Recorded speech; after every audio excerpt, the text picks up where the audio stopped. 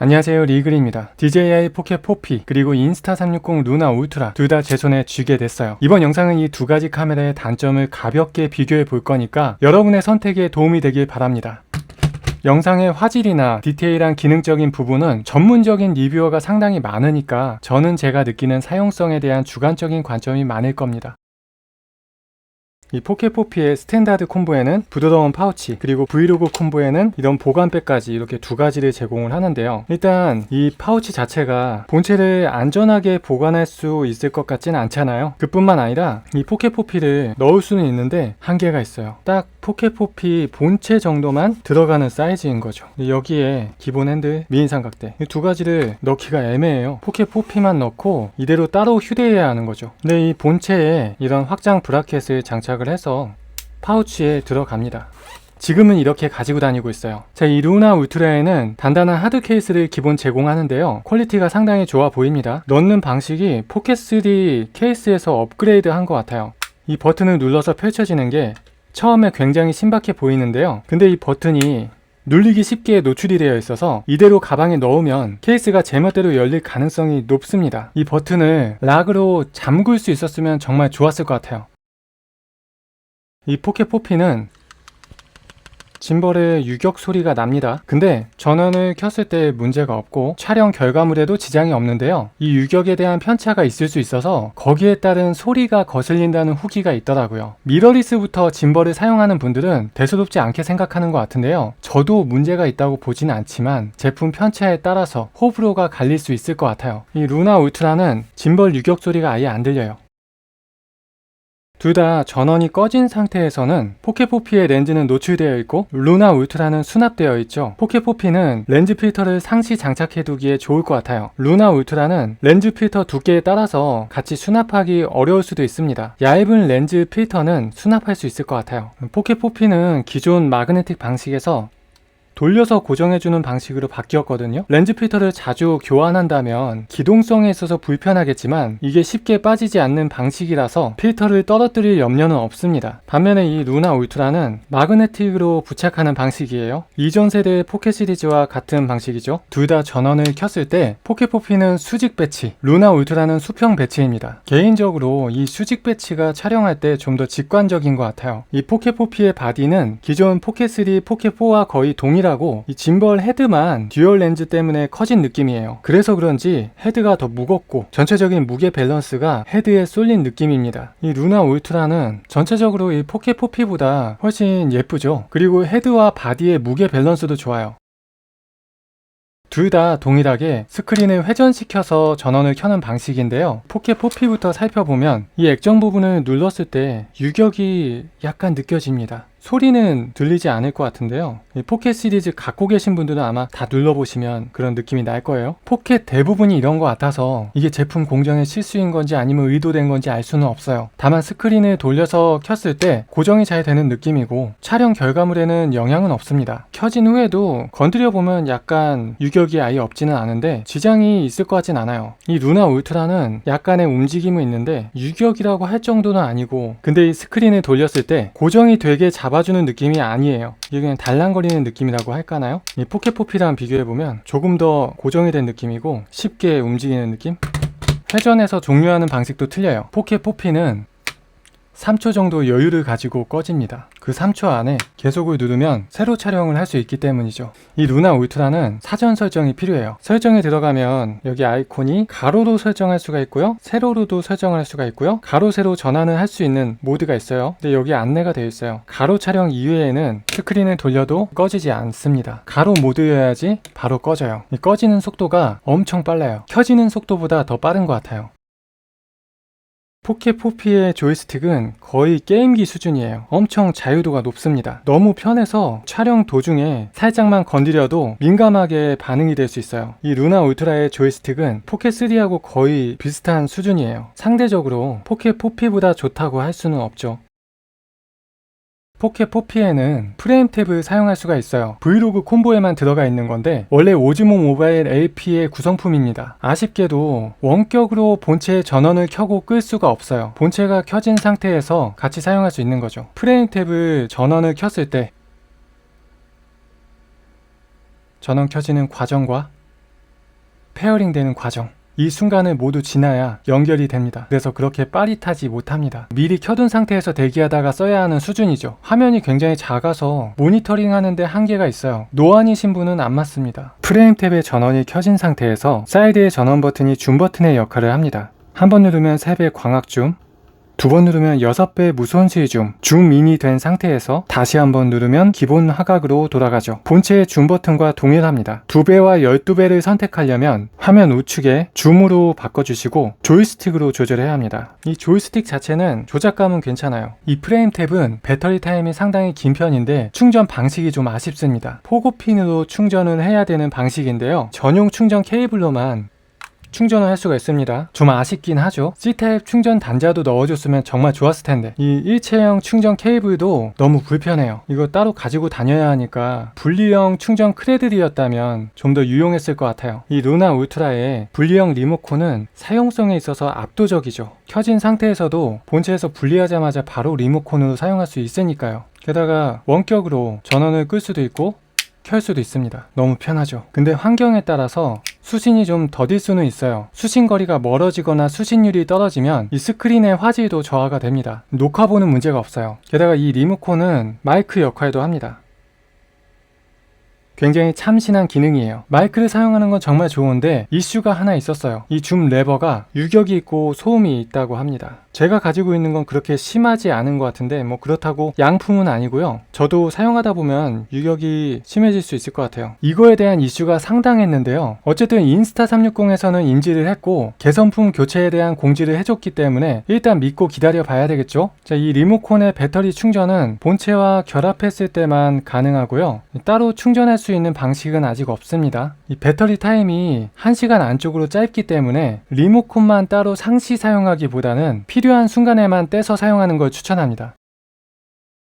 저희 두 가지 카메라는 줌 방식에 있어서도 차이가 있습니다. 이 포켓 4P는 여기 있는 줌 커스텀 버튼을 한번 누르면 3배 광학 줌, 두 번 누르면 6배 무손실 줌이 되죠. 근데 2배나 12배 디지털 줌을 하려면 슬라이딩 방식으로 해야 합니다. 조이스틱으로 줌을 제어하면 되고요. 이 커스텀 버튼으로도 할 수가 있어요. 누르고 있으면 당겨지고 오른쪽 버튼을 누르고 있으면 되돌아갑니다. 이게 처음에는 되게 신기한데 세밀한 선택은 어려워요. 네, 딱 2배 줌만 선택하려면 맞추기가 어려워요. 조이스틱으로 제어한다고 하면 조이스틱이 그나마 낫네요. 어쨌든 포켓 4P는 2배 줌이나 12배 줌을 선택하고 싶을 때는 어쩔 수 없이 좀 불편하죠. 대신 3배나 6배는 어느 줌 배율이어도 간편하게 조작할 수 있어요. 지금 2배에서 2번 누르면 6배 줌까지 갔죠. 여기서 다시 2번 누르면 3배 줌에 갔어요. 근데 어느 줌 배율이어도 한 번 누르면 원 상태로 돌아갑니다. 이거 하나는 정말 좋아요. 2배 줌을 자주 쓰시는 분은 조금 아쉬울 수 있습니다. 이 루나 울트라는 줌 배율이 굉장히 직관적이에요. 줌 레버가 따로 있죠. 짧게 당기면 2배, 3배 광학 줌, 6배 무손실 줌, 12배 디지털 줌 선택할 수 있고요. 아래로 짧게 당기면 반대로 선택할 수 있어요. 당기고 있으면 슬라이딩 방식으로 줌을 선택할 수 있습니다. 근데 제가 아직 못 찾은 건지 줌이 된 상태에서 기본 화각으로 바로 돌아가는 방법은 없는 것 같아요. 중간 배열을 항상 거쳐야 되는 거죠. 그리고 이 줌 레버가 유격 이슈가 있다고 했잖아요. 버튼 감도나 조작감이 좀 별로예요. 그래서 저는 여기 커스텀 버튼으로 줌을 사용하려고 하는데 이렇게 하면 너무 순차적이라서 줌 레버를 뒤로 돌리는 방법이 없고요. 무조건 한 바퀴 돌아야 되죠. 어찌됐든 간에 이 줌 레버는 안 사용할 수가 없는 거예요. 줌 테스트하러 나왔습니다. 이렇게 더운 날에 산에 올라왔어요. 4K 30프레임으로 촬영을 해볼 거고요. 커스텀 줌 버튼이 있고 3배로 바로 가고 그리고 이쪽에도 한 번 당기면 2배 줌으로 갑니다. 한 번 더 당겨서 3배 줌. 포켓 4P는 줌 버튼을 더블 클릭하면 무손실 6배 줌을 사용할 수가 있어요. 줌 레버 한 번 더 당기면 루나도 무손실 6배 줌을 지금 사용할 수가 있죠. 디지털 줌을 쓰려면 한 번 더 당겨요. 루나 울트라에선 포켓 4P에선 줌 커스텀 버튼을 누르고 있으면 당겨집니다. 2배 줌 촬영을 해보고 있는데 화질이 지금 여기서는 확인이 불가능하거든요. 그리고 환하기 때문에 그렇게 크게 차이가 없을 수도 있어요. 자, 여기 어두운 곳을 찍어 봅시다. 그러면 2배 줌. 자, 이쪽에서 찍어 볼게요. 자, 여긴 확실히 어두워. 2배 줌일 때 루나 울트라와 4K 4P는 어느 정도의 화질을 보여줄지 지금 비교해 보고 있어요. 슬라이드로 당겼을 때 튀는 정도를 한번 확인해 볼게요. 자, 지금 똑같이 슬라이드로 12배까지 갔어요.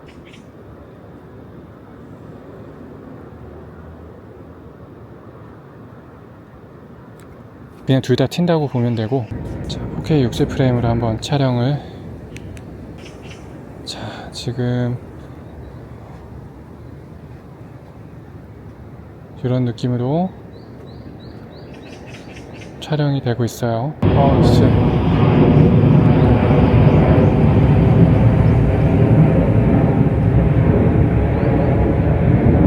줌을 당겨서 이놈의 비행기. 그냥 이렇게 화질을 봐도 다이나믹 레인지가 확실히 4K 4P 쪽이 더 좋아 보이는 거는 이 액정만 봐도 알 수 있겠어요. 루나 울트라도 그냥 봤을 때는 화질이 크게 뭐 문제가 있어 보이지 않고 좋아 보입니다. 자, 지금 둘 다 3배 줌으로 찍고 있어요. 아까 고양이 어디로 갔지? 고양이가 보이시나요? 고양이를 찾으셨다면 숨은 그림 찾기 천재입니다.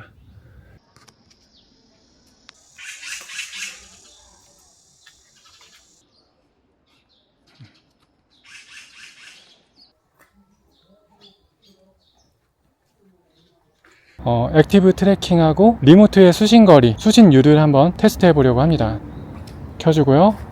자, 프레임 탭을 잘 연결이 됐어요. 바로 리모트를 이렇게 떼주면, 와우, 이 상태에서 트래킹이 얼마나 잘 따라오는지 이 공원을 한 바퀴 돌아보겠습니다. 지금 신호 약함이 떴는데 여기 뭐 얼마나 떨어지지도 않았는데 이 루나의 리모터는 신호 약함 그리고 화질 저하가 떴어요. 근데 지금 이 동네가 비행기가 굉장히 자주 다니는 동네여 가지고 그럴 수도 있을 것 같아요. 자, 한번 이렇게 쭉 다니면 카메라가 나를 계속 쫓아오겠죠. 자, 지금 또 신호 약함이 떴어요. 사람 많은 곳, 전자파 많은 곳, 와이파이 많은 사람들이 쓰는 곳, 그런 곳에서는 리모컨의 화질 저하가 어쩔 수 없이 생길 것 같아요. 스크린이 깨져도 오디오가 끊기는 건 예상하지 못했어요. 리모컨 마이크 사용은 비추천합니다. 한 바퀴를 돌았는데 나무 사이로 제가 왔다 갔다 했음에도 불구하고 저를 굉장히 잘 추적을 해줬어요. 뭐 둘 다 너무 좋습니다. 2배 줌이 돼요.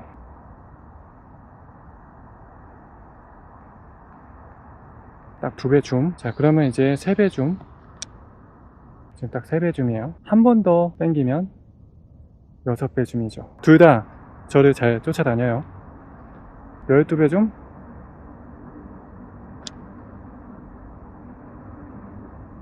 자, 12배 줌까지 당겨 봤는데요.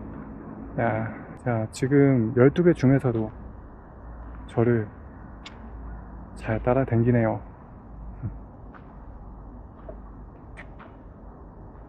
좋긴 좋네.